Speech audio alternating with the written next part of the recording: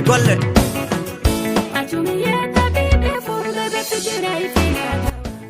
bandiraɓe tedduɓe ɓiɓɓe fulɓe wiyoɓe mbimi wimi e wimami on calminama calminali tedduɗi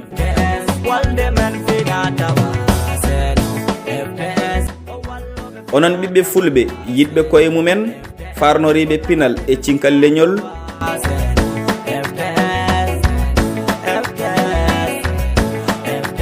tamɓe kuɗi kanŋe radduɓe gande ridduɓe majje tambi bindol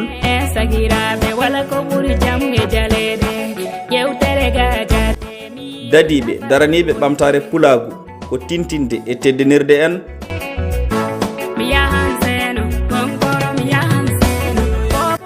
ñalawma fina tawa mo fedde ɓamtare gendi wowi yuɓɓinande en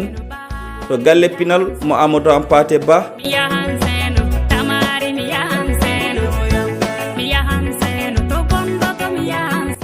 ɗum noon salade aadi ɓuri firtude aadi fedde ɓamtare gendi ɓamani en aadi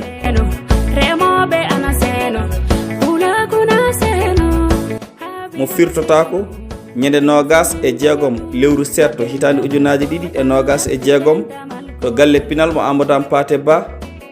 Bamako lamorgo dowla Mali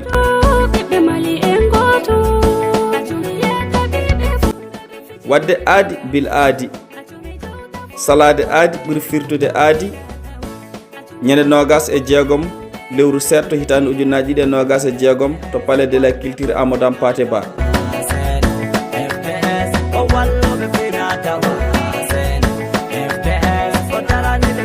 fedde ɓamtare gendi noddi on ɓiɓɓe leñol on noddama e keewal min gerima on e dental min mbi on bisimilla moɗon e teddugal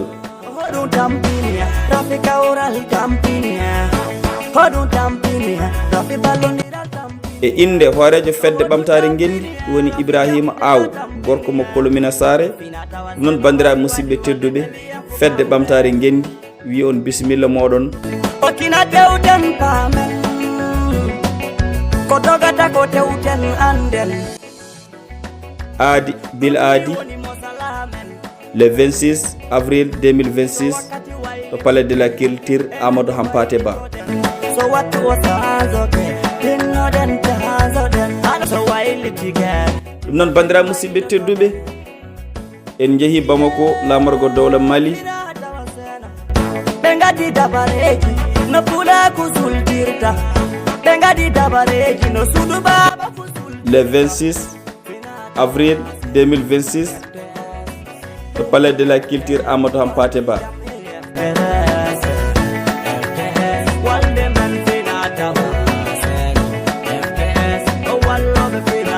non bandiraɓe on jarama kon moƴƴuɓe en jeehi Bamako